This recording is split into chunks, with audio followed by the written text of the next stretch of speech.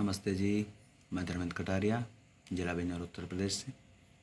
आज आत्म साक्षात्कार के संख्या संबंध नंबर 32 में हम चर्चा करेंगे कि मनुष्य के जो संचित कर्म हैं, जो प्रारब्ध और क्रियामान कर्म हैं, क्या वो उनके फल भुगत चुका है और क्या उस कर्म फल के बाद ही मनुष्य जन्म मिला है।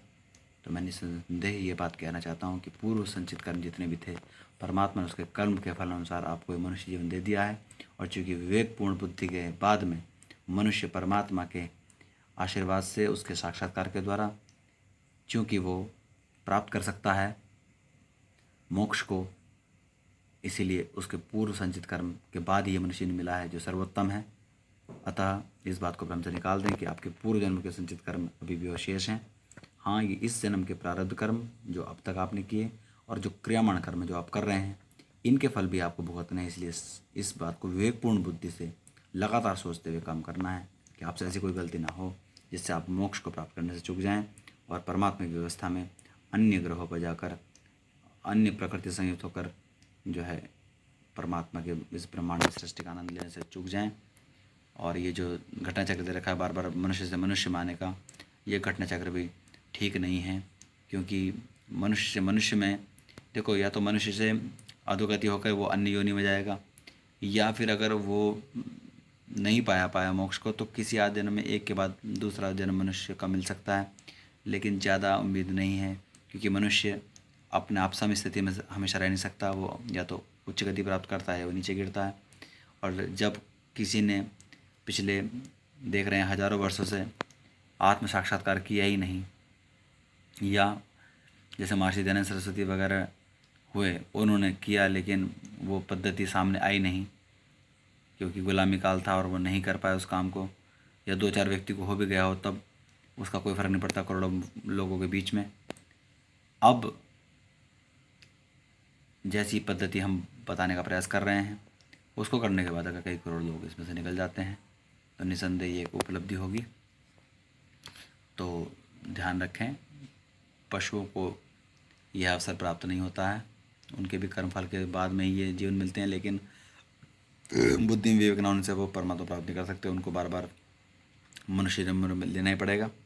और मनुष्य रूप माने के बाद वो कोई डॉक्टर बनता है, कोई इंजीनियर बनता है, वो सब काम विवेकपूर्ण बुद्धि से करते हैं। वो समझते हैं वो क्या कर रहे हैं। यह बुद्धि मनुष्य, शेरों को या अन्य किसी जानवर को प्राप्त नहीं होती है। तो संचित कर्म नष्ट कर दिए गए हैं परमात्मा की तरफ से, तब जाकर आपको ये कर्म फल के बाद में, जो संचित कर्म नष्ट करने का मतलब है कि उनका जो कर्म फल था वो भुगतने के बाद ही आपको ये मनुष्य रूपी जन्म मिला है। और प्रारब्ध जो आपका है उसको आपको सही करके रखना है।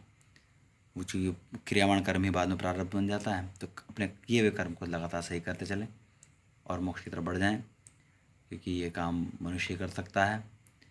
परमात्मा निराकार है, आत्मा और प्रकृति साकार हैं, और ये जब संयुक्त होकर जीवन का निर्माण करती हैं तब तीनों ही चीज़ वर्तमान है, अर्थात परमात्मा, आत्मा और प्रकृति तीनों वर्तमान है। और तीनों के वर्तमान होने से विवेकपूर्ण बुद्धि के साथ में जब कोई काम किया जाता है तो उनको सुख प्राप्त होता है। और तीनों ही वर्तमान है, इसका एक अर्थ है कि परमात्मा ने आत्मा और प्रकृति को उनके फल भुगतने के बाद ही वो बार बार शरीर दे रहा है। बस अन्य जानवरों में विवेक न होने से वो परमात्मा का ध्यान नहीं कर सकता, आत्म साक्षात्कार नहीं कर पाता है। और यह व्यवस्था केवल मनुष्य जीवन को ही प्राप्त है। अतः कृपया मनुष्य के इतर अन्य कोई इस मोक्ष को प्राप्त नहीं कर सकता, उच्च चेतना को प्राप्त नहीं कर सकता। इसलिए अन्य योनियों के बाद में जब भी शरीर मिलेगा तो उसको ये प्राप्त करना ही पड़ेगा। अन्य योनि से उसको पहले मनुष्य रूप में आना ही पड़ेगा। अतः आपने इस जीवन को खराब ना करें, आत्म साक्षात्कार करें। मेरे दोनों वीडियो जरूर देखें, आत्म साक्षात्कार प्राप्त करें। 31-32 जो भी ये शंका समाधान, इनको देखें, बार बार मनन करते रहें, बार बार देखें। निसंदेह आप इससे मुक्त हो जाओगे। मैंने पाया है, आप भी पालोगे और विवेकपूर्ण बुद्धि से आप कर ही लोगे। मोक्ष का मार्ग आपको प्रशस्त होगा और निसंदेह आपकी चेतना परमात्मा के अनुसार मोक्ष को प्राप्त करती हुई दूसरी स्टेज के अंदर पहुंच जाएगी, जहां अन्य प्रकृति संयुक्त होकर ब्रह्मांड के इस आनंद को ले पाएगी। यही इस पूरा घटनाक्रम का चक्र है और मनुष्य रूप सर्वश्रेष्ठ है। संचित कर्म को भुगत चुका है। प्रारब्ध और क्रियमाण कर्म को सुधारते रहना है। इस जन्म में निसंदेह मोक्ष को प्राप्त करेगा। आत्म साक्षात्कार की पद्धति जो में आ रही है वो उसको प्राप्त जरूर करें। आप विलक्षण बनेंगे, बुद्धि आपकी विलक्षण होगी, बुद्धि सूक्ष्म हो जाएगी, फिर आत्मा के दर्शन होंगे, फिर परमात्मा आपके सानिध्य के साथ बैठे रहेंगे और कुल मिलाकर आप मोक्ष की तरफ बढ़ जाएंगे। ऐसी मुझे आशा है कि आप इसको करेंगे बिना कोई समय गंवाए। इति ओम शम।